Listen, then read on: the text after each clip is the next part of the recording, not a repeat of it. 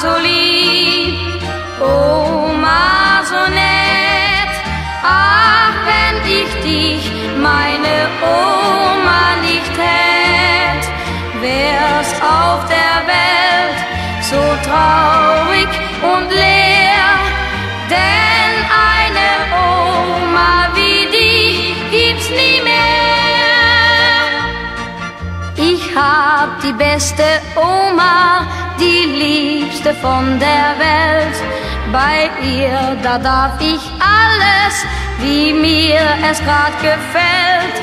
Und schimpft dann meine Mutti, ach du verwöhnst ihn noch. Dann lächelt Oma zärtlich und sagt, ich darf das doch. Oma so lieb, Oma so nett. Ach, wenn ich dich, meine Oma, nicht hätt, wär's auf der Welt so traurig und leer.